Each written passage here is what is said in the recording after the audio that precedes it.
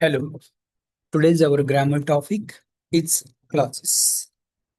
In today's session, we will see the definition of clauses. What are the different type of clauses? And we will try to understand how we can form correct clauses. So let us go ahead. Let us first try to understand what is a clause. How we can define a clause? So, a clause is a fundamental unit of grammar consisting of a group of words that includes both a subject and a predicate, that is, verb. It can form a complete sentence or act as a component of a larger sentence. So, here we see clause is the fundamental unit of grammar, and clause is a group of words that includes two important elements. First, every clause includes or it has a subject and a verb. So we can say to be called a clause, a group of words must have a subject and a verb. Now, as we see that a group of words which has a subject and predicate, there is a possibility that that clause may stand alone. It means it make a complete sense, or it may be a sentence, or it may be a clause which is a part of a larger sentence. So we can see that all clauses are not complete sentences. Some of them have complete meaning, and the others, they depend on other clauses for their meaning.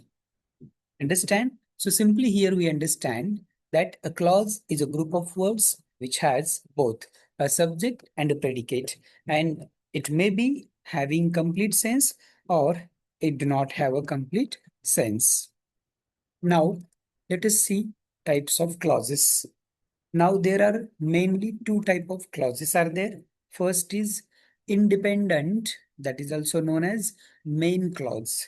Now, as the title itself suggests, independent or main clause is the clause in a sentence which stand alone, means it is a independence clause. It does not depend on any other elements of the sentence for its meaning. So independent or main clause is a clause that can stand alone as a sentence because it expresses a complete thought. So any group of words which has a subject and a predicate, and if that expresses a complete thought, then we can say that it is a independent or main clause.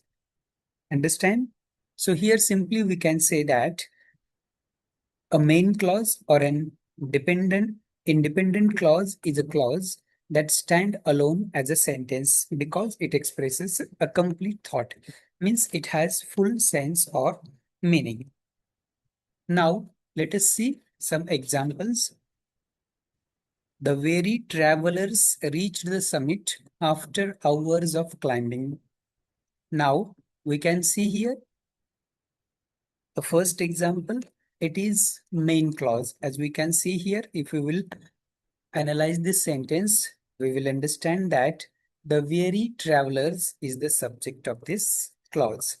Reached is the verb, yes, and the summit after hours of climbing. These are some other phrases in these sentences. Now, the weary travelers reached the summit after hours of climbing. This is a clause which is a main clause or it is independent clause, as it has complete thought. It expresses a complete meaning and it has a subject and verb. Let us see some other examples. Beneath the old oak tree sat a small rusted bicycle. Yes, beneath the old oak tree sat a small rusted bicycle. As here also we can see, beneath the old oak tree is the subject of this sentence. Sat is a verb and a small rusted bicycle, that is another group of word. And this clause is a main clause because it has a complete sense. It makes a complete sense. Let us see one more example. Neither the teacher nor the student could hear the announcement over the noise. Yes, neither the teacher nor the students could hear the announcement over the noise. As in this example also, you can see that. So you can see here, neither the teacher nor the students. This is the subject of the sentence, and could hear is the verb. The announcement over the noise, that is the other part of this sentence. So neither the teacher nor the student could hear the announcement over the noise. This is the main clause. This is independent clause. As we can see,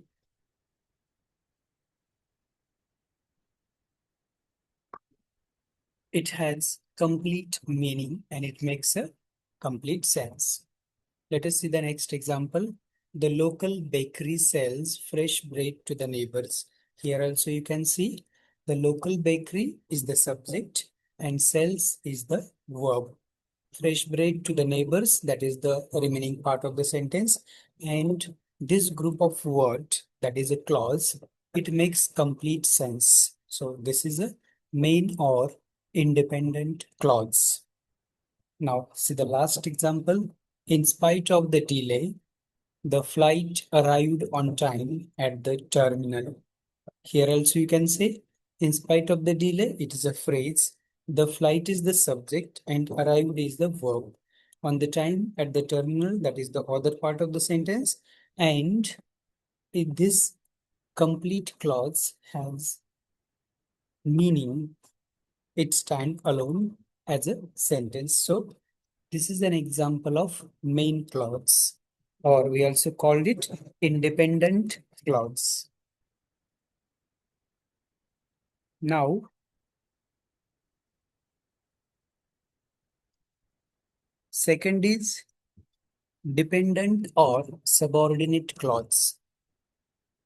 Second type of clause is dependent, or it is also known as subordinate clause. As you can see here, the title itself tells us dependent means dependent clause or subordinate clause is a clause that also have a subject and predicate verb, but it cannot stand alone as a sentence because it does not express a complete thought, often starting with subordinating conjunctions like although, if, after, while, because, or when. So, dependent or subordinate clause could not stand alone because it does not express a complete thought and it begins with subordinating conjunctions such as although, if, after, while, because, or when. So, dependent clause depend on the main clause for complete thought or to express complete meaning. Let us see some examples. So here we can see the examples of dependent clause. Now see here, because it was raining. Now, if we will read only this part of the sentence, we will see that because it was raining, it has some meaning. This is a clause because it has a subject and verb. Here, it is a subject and was is a verb, but it does not give any full sense. It needs a main clause. For example, if we will add, we stayed inside because it was raining. Now, when we add the main clause, we stayed inside because it was raining, get its meaning. So, it is subordinate or it is a dependent clause. It depends on the main clause for its meaning. Let us see another example. When the bell rings, when the bell rings. After reading this, we understand that when the bell rings, what? Means there is a question what? Means it does not have full meaning or sense. So unless we do not add some main clause like class is over when the bell rings. Now class is over is a main clause. And when the bell rings, it is a dependent clause. It depends on the main clause. Class is over to get its meaning. Understand? Let us see. Next example. If you are hungry, if you are hungry. Now this group of word, it is a dependent clause. It is a subordinate clause because it does not have full meaning. But if we will add a main clause before it, you can have a snack if you are hungry. So if you are hungry, get its meaning when it is attached with the main clause. That is, you can have a snack. Next, after I finish my homework. Here also you can see this is a group of words. It has a subject and predicate, but still it does not have complete meaning. So it is, yes, it is dependent or subordinate clause. Let us see the next example. While she was sleeping, while she was sleeping. Here also you can see that while she was sleeping, it does not have complete meaning. It does not have complete meaning. So it needs, yes, it needs some other main clause. If we will add their main clause, the cat jumped on the bed while she was sleeping. So then it gets a full meaning. To understand what is a dependent or subordinate clause? Now let us see. So up to now we have seen two type of clauses. First is main clause and second is dependent clause. Now by the function, there are three types of dependent clauses. There are three subtypes of dependent clauses, and these subtypes are depend means they are formed based on the function.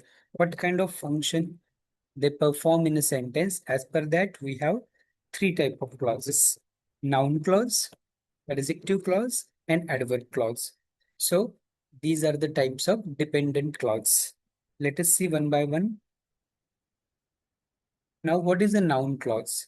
A noun clause does anything a regular noun can do. It can be the subject, that is the doer of a sentence, or the object, that is the receiver of the sentence.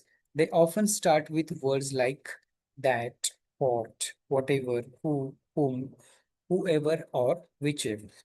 So, a noun clause, its function in the sentence could be the subject or object. Understand? And noun clause always begins with these subordinating conjunctions like that, what, whatever, who, whom, whoever, or which. Let us see the functions of noun clause. There are five functions that noun clause perform in a sentence.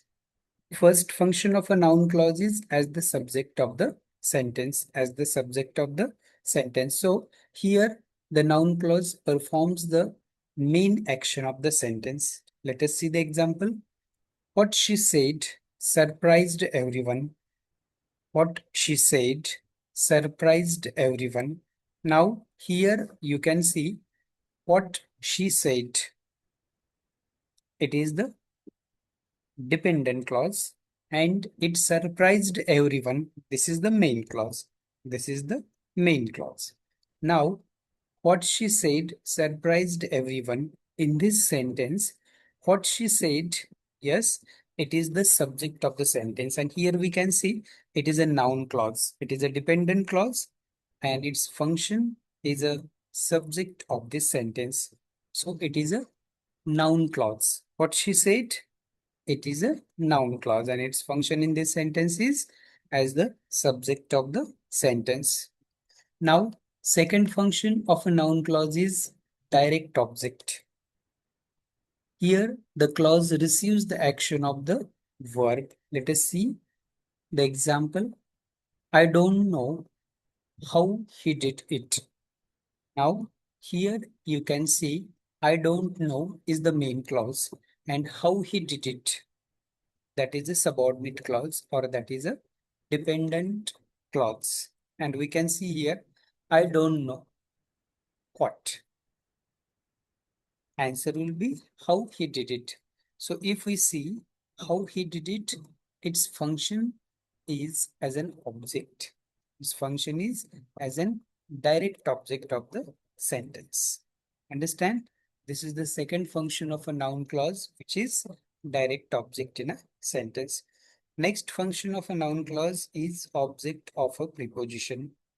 Now the clause follows a preposition like in, on, for, about. Let us see the example.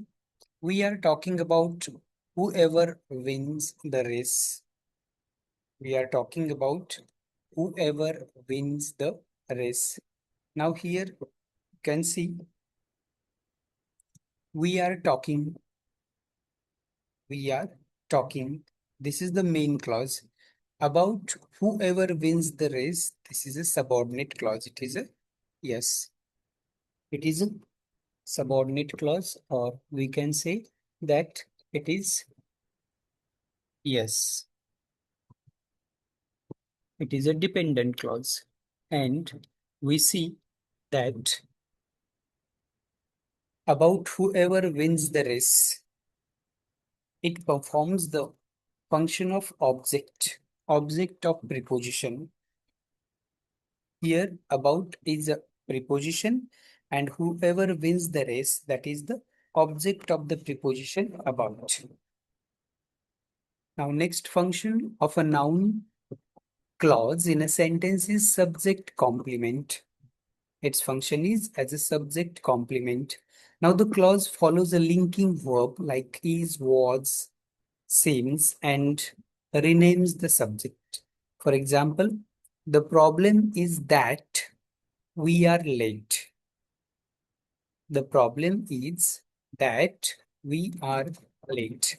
Now here the main clause is we are late, and the subordinate clause is the problem is that. The problem is that, and here its function is as a subject complement. Is a subject complement. Next is adjective complement. Here the clause provides more information about an adjective. For example, I am happy that you came. Now here you can see I am happy is a main clause, and that you came is yes, that is a dependent clause. And here its function of this dependent clause, that is that you came, is an adjective complement. It tells us more about the happy. I am happy that you came. Understand? So dear students, these are the 5 function of a noun clause in a sentence. Now let us move to the second type of clause, that is adjective, or it is also known as relative clause. Relative clauses. Now see what is an adjective clause. So an adjective clause describes or it modifies a noun or a pronoun right before it, and it tells us which one or what kind. These usually start with relative pronouns who, whom, whose, which, or that. So, as we know that adjectives modify the noun or pronoun, same thing is here. Adjective clauses tells us which one or what kind, and they usually starts with relative pronouns like who, whom, who is, which, or that. Let us see some more example of adjective clause. See here now. The book that is on the table belongs to me. The book that is on the table belongs to me. Now here the book belongs to me is the main clause.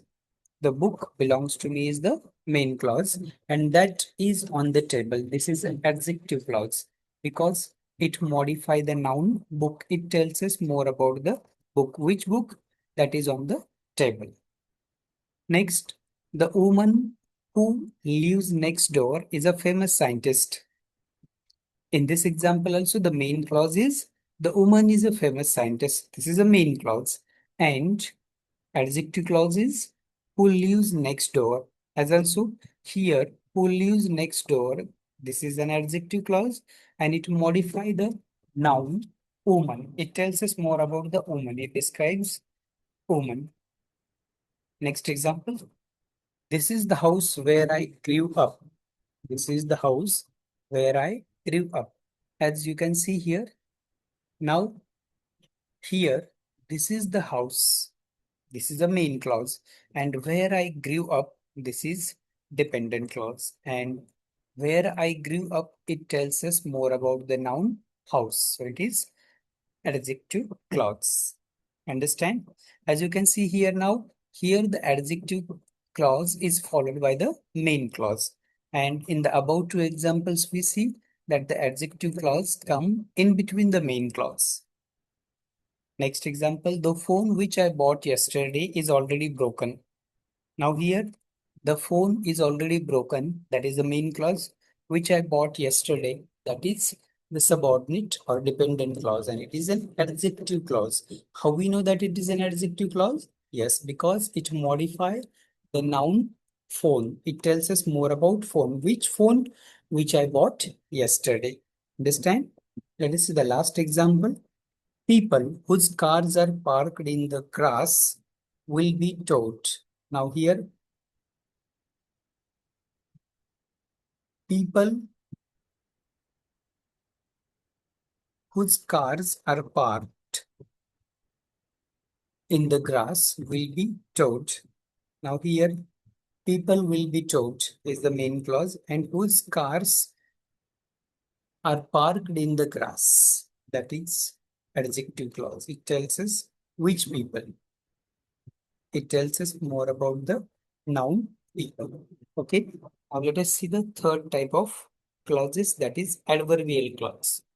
An adverbial clause modifies a verb, an adjective, or another adverb. It tells us the condition, time, clause, or manner of an action. So why, when, where, and how. These answers we will get in adverbial clauses. They start with subordinating conjunctions like because, although, if, since, until, or while. Let us try to understand it with some examples. See the first example. After the movie ended, we went for pizza. After the movie ended, we went for pizza. As you can see here, first comes dependent clause. After the movie ended, it is a dependent clause. And we went for pizza, that is a main clause. We went for pizza when? After the movie ended. So here, this is an adverbial clause of time. It tells us when the action happens, takes place. Second example, I am wearing a coat because it's freezing outside. Now here, I am wearing a coat is a main clause because it's freezing outside. Yes, that is a subordinate clause and it tells us why. It answers why. I am wearing a coat. Why I am wearing a coat? Because it's freezing outside. Next example, if you study hard, you will pass the exam. Yes, you will pass the exam is the main clause. And if you study hard, it tells us about the condition. What condition is there to pass the exam? To study hard. So if you study hard, yes, it is an adverbial clause of condition. Next, he ran as if his life depended on it. Now here, he ran is a main clause. And as if his life depended on it. It is a subordinate clause. It is an adverbial clause. It tells us how he ran as if his life depended on it. It tells us the manner of his running. Last example, although it was late, she kept working. Now here she kept working is a main clause, and although it was late is dependent or subordinate clause, and it tells us a contrast. It tells us about the contrast. She kept working though it was late. Now let us see an overview of the clauses that we have seen today. So, dear student, today we have seen there are two main type of clauses, main clause and subordinate or a dependent clause. Main clause has a subject and a verb and stand on its own, means it expresses a complete thought.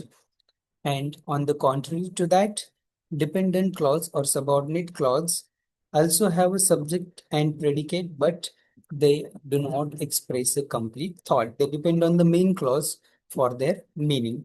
And we have seen there are three types of dependent clauses. First is noun clause, which acts as a subject, object, or complements, and they often begins with that, what, and whether.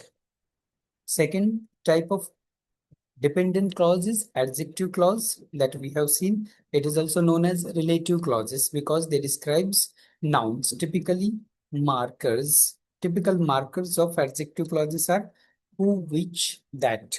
You will see that there are some common markers that we find in noun and adjective clause, that is that. Next, adverb clauses, they modify verbs, adjective, and other adverbs also, and they indicate time, reason, condition, or contrast. So this is how we can recall these three types of dependent clauses. So let us try to solve some examples. Here is question that you need to solve. Identify and underline the clause type in the following 10 sentences. Now you can solve it on your own as we have studied today. Yes, the types of clauses. So first is I will call you as soon as I arrive at the station. Let us try to solve the first one. I will call you as soon as I arrive at the station. So here the main clause is I will call you. And as soon as I arrive at the station, yes, it is a good. It is a dependent clause and it tells us about the time when the action will happen. So definitely it is an yes. It is adverb clause of time. Okay. So like this, you can read the remaining examples and find out the answers. So dear students, let us end our today's session here. And I hope that all of you have now clear idea of clauses and their types. So let's meet in another video. Till then, take care.